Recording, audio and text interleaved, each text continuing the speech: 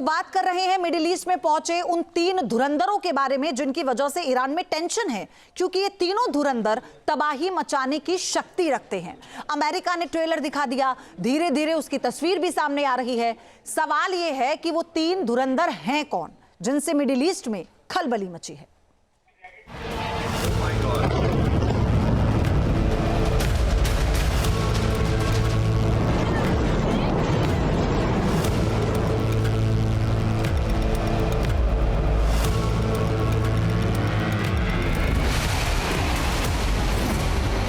Middle east में 3 धुरंधर का सच।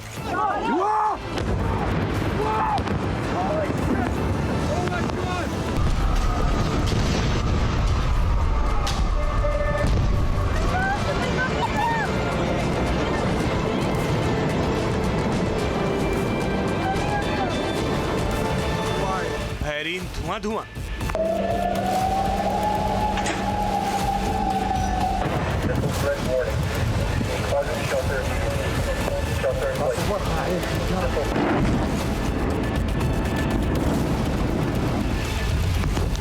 या अल्लाह!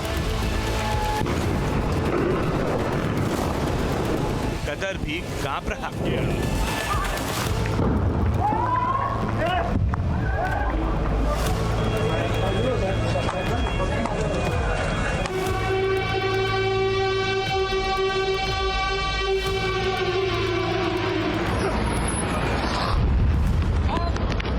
यूएई पर मिसाइल गिर रही है।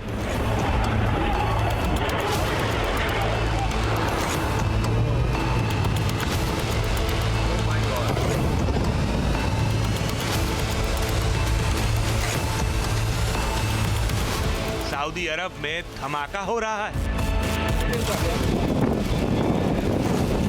ये आरामको प्लांट। इजराइल और अमेरिका ने ईरान पर जब शनिवार को हमला किया था, तब उसने सोचा नहीं था कि ईरान इतना तगड़ा पलटवार करेगा। लेकिन ईरान की फौज मिडिल ईस्ट में अमेरिकी बेस को टारगेट कर रही है।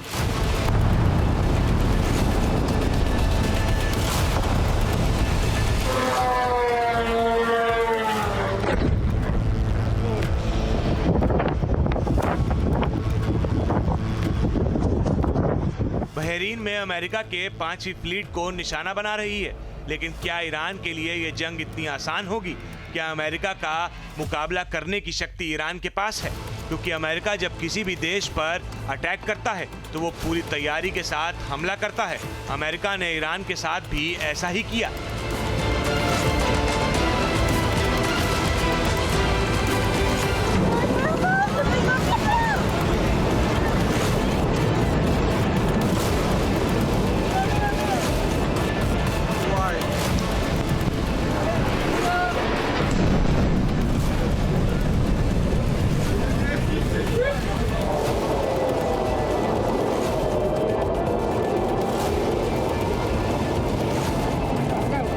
ईरान पर हमला करने से पहले अमेरिका ने बड़ा जाल बिछाया।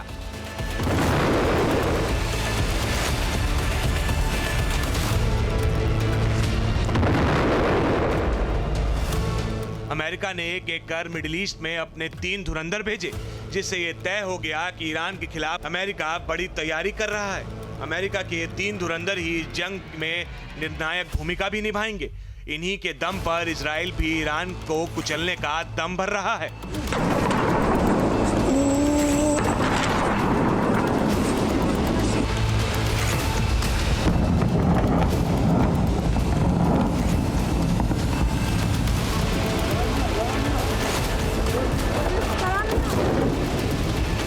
सवाल ये है कि आखिर वो 3 धुरंधर कौन हैं? मिडिल ईस्ट में 3 धुरंधर की चर्चा क्यों हो रही है?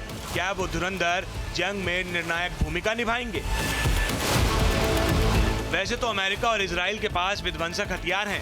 अमेरिका के जखीरे में ऐसे ऐसे लड़ाकू विमान हैं जो पल भर में ही जंग का माहौल बदल दें। अमेरिका के जखीरे में ऐसी मिसाइलें हैं जो किसी भी देश के सामने चुनौती पेश कर सकती हैं। लेकिन मिडिल ईस्ट में जिन 3 अमेरिकी धुरंधर की चर्चा हो रही है, उससे समझना बेहद जरूरी है।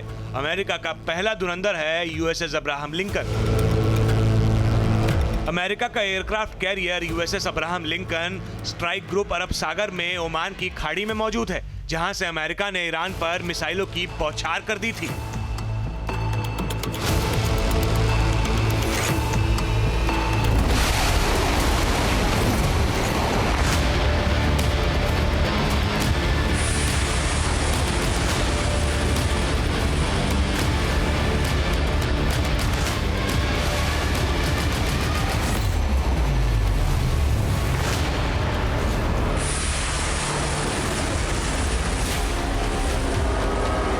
अब्राहम लिंकन से अमेरिका ने टॉम हॉक क्रूज मिसाइल से प्रहार किया था। अमेरिका ने ईरान पर पहला ही प्रहार ऐसा किया था जिससे IRGC कांप गया। अमेरिका का यह धुरंधर खाड़ी की इस जंग में सबसे निर्णायक साबित होने वाला है।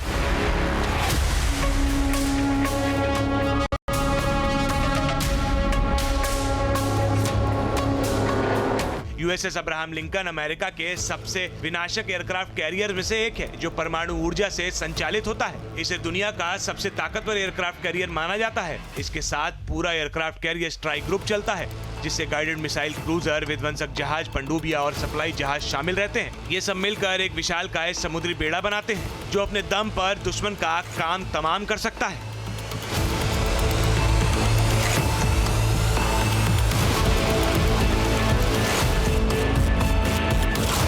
इस एयरक्राफ्ट कैरियर की सबसे बड़ी शक्ति इसका एयरविंग है।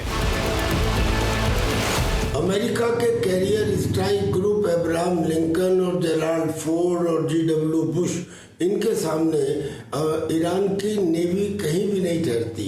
लेकिन ईरान की ताकत उसके छोटे हथियारों को बड़े नंबर में दागने की है। मिनी सबमरीन है जो पानी के नीचे इलेक्ट्रॉनिक मोटर के साथ, यानी कि जिसमें आवाज नहीं होती, डिटेक्ट करना मुश्किल है वो, और उसकी जो स्पीड बोट्स हैं उसमें कुछ सुसाइडल हैं वो, और प्लस ड्रोन कैरियर से तरह तरह के ड्रोन, और प्लस उसकी जो एंटीशिप मिसाइल्स है। अगर इनको बड़े नंबर में एक साथ दागा जाए तो ये अमेरिका के किसी डिस्ट्रॉयर को नुकसान पहुंचा सकता है। इसके डेक पर F/A-18 सुपर हॉर्नेट लड़ाकू विमान, F-35 stealth fighter jet, EA-18 growler electronic warfare aircraft, E-2D hawk eye surveillance aircraft और MS-60 सी हॉक हेलीकॉप्टर उड़ान भर सकते हैं। टॉम हॉक मिसाइलें तैनात हैं, जिसकी मारक क्षमता 2500 किलोमीटर है। इन क्षमताओं के साथ एयरक्राफ्ट कैरियर जमीन, समंदर और आसमान किसी भी मोर्चे पर युद्ध कर सकता है। टॉम हॉक मिसाइल की वजह से अमेरिका ईरान की सीमा में घुसे बगैर तेहरान समेत ईरान के कई हिस्सों को टारगेट कर रहा है। कहा जाता है कि युद्धपोत अकेला ही ईरान की पूरी सेना को धूल चटा सकता है।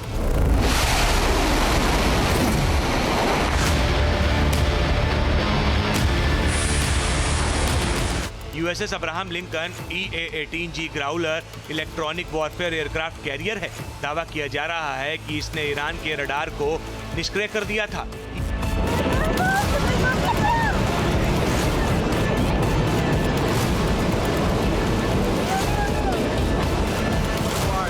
EA-18 ग्राउलर इस इलेक्ट्रॉनिक हमले की रीढ़ की हड्डी है, जिसमें शक्तिशाली AN/ALQ-99 जैमिंग पॉड लगे हैं। ये पॉड जैमिंग सिग्नल भेजते हैं, जो ईरानी रडार द्वारा लक्ष्य को ट्रैक करने के लिए जरूरी रिटर्न सिग्नल को दबा देता है, जिससे उनकी स्क्रीन पर ब्लैकआउट हो जाता है। मतलब कि ईरान का रडार सिस्टम खत्म हो रहा है, वो काम नहीं कर पा रहा है। ऐसी रिपोर्ट्स आ रही हैं। जाहिर है कि ये खूबी इसे खास बनाती है। इसके लिए अमेरिका ने इस एयरक्राफ्ट कैरियर को ओमान की खाड़ी के पास तैनात किया है और ईरान के लिए ये काल बना है।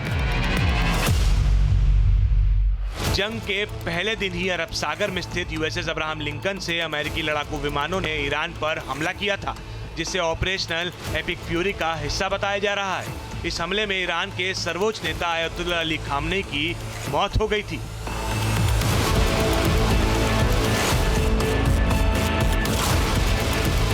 अमेरिका ने इस ऑपरेशन में F-22 और F-16 फाइटर जेट्स का इस्तेमाल किया था। टॉम हॉक क्रूज मिसाइल का भी इस्तेमाल किया था।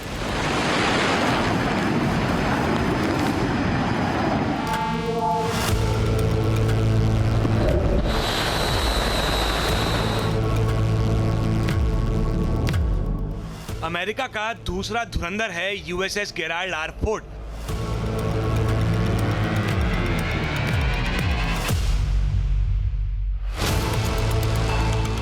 अमेरिका का ये दूसरा धुरंधर जिस पर अमेरिका को काफी भरोसा है।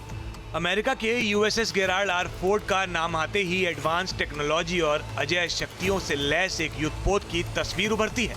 इस युद्धपोत में जो तकनीक इस्तेमाल की गई है और इसकी जैसी क्षमता है वैसी दुनिया में किसी भी देश के युद्धपोत में नहीं है।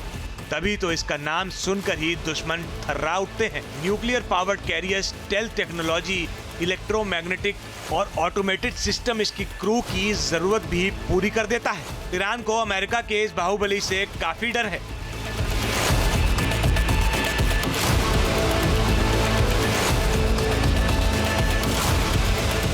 यूएसएस फोर्ड पर औसतन 75 से 90 लड़ाकू विमान और हेलीकॉप्टर तैनात किए जा सकते हैं। इस एयरक्राफ्ट कैरियर में FA-18 super hornet fighter jet की तैनाती रहती है। F-35T स्टेल्थ फाइटर जेट भी तैनात रहता है। EA-18 ग्राउलर की तैनाती रहती है जो इलेक्ट्रॉनिक वॉरफेयर के काम आता है। E-2D हॉक आई भी तैनात रहता है। ये रडार और निगरानी विमान है। MH-60C हॉक हेलीकॉप्टर की भी तैनाती रहती है। यूएसएस गेराल्ड आर फोर्ड पर 4800 से 5000 लोग एक समय में जहाज पर मौजूद रहते हैं। ये एयरक्राफ्ट कैरियर परमाणु ऊर्जा से चलता है। इसके रिएक्टर लगभग 25 साल तक बिना दोबारा ईंधन भरे काम कर सकते हैं। यही खूबियां इसे दुनिया का महाशक्तिशाली युद्धपोत बनाती है जिसे दुनिया कांपती है और ईरान भी डरा हुआ है।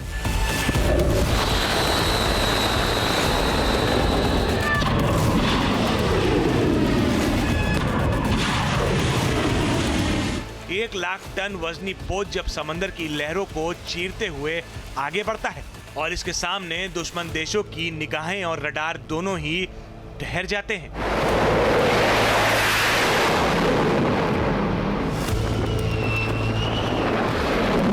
फोर्ड क्लास केवल युद्ध का हथियार नहीं बल्कि अमेरिकी वैश्विक रणनीति का महत्वपूर्ण साधन भी है। इसका इस्तेमाल चीन, ईरान और अन्य देशों को चुनौती देने या फिर क्षेत्रीय संतुलन बनाए रखने के लिए किया जाता है।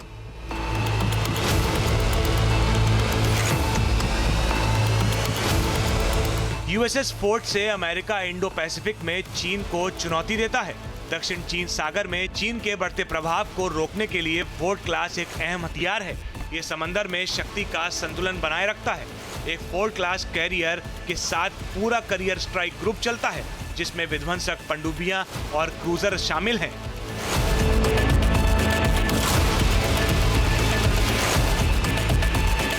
ये तस्वीरें मिडिल ईस्ट से आ रही हैं जहां अमेरिकी नौसेना का guided missile destroyer USS Thomas हडनर दहाड़ रहा है। अमेरिका ने इस डिस्ट्रॉयर से ईरान पर Tomahawk land attack missile launch की है। अमेरिका का ये प्रहार ऑपरेशन एपिक फ्यूरी का हिस्सा था। ये मिसाइल ईरान के सर्वोच्च नेता अयतुल्ला अली खामने की मौत के बाद ईरान पर अमेरिकी हमले का हिस्सा है।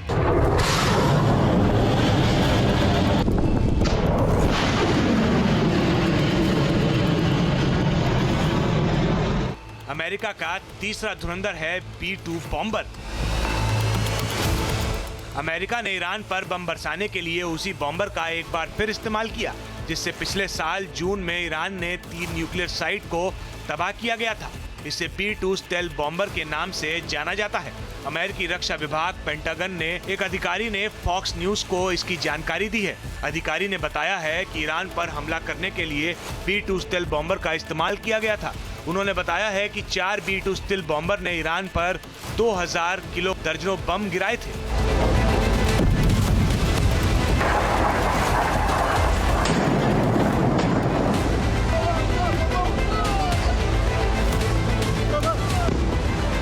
B-2 स्टेल्थ बॉम्बर अमेरिका के सबसे मॉडर्न जेट में से एक है। ये हजारों किलो के बम ले जा सकता है। खास बात यह है कि अमेरिका ने ईरान के बीच इतनी दूरी होने के बाद भी ये बॉम्बर नॉन स्टॉप उड़ान भर सकता है। पिछले साल जून में जब अमेरिका ने ईरान की 3 न्यूक्लियर साइट इस्फहान, नतांज और फोर्डो में बंकर बम गिराए थे, ये बम B-2 स्टेल्थ बॉम्बर से ही गिराए गए थे। B-2 स्टेल्थ बॉम्बर एक मल्टी रोल बम वर्षक है। पारंपरिक परमाणु दोनों हथियार ले जाने के लिए सक्षम है। B-2 बॉम्बर की कॉम्बैक्ट रेंज 9600 किलोमीटर है। 18000 किलोग्राम तक पेलोड ले जाने में सक्षम है। 5000 फीट की ऊंचाई तक उड़ने में सक्षम है।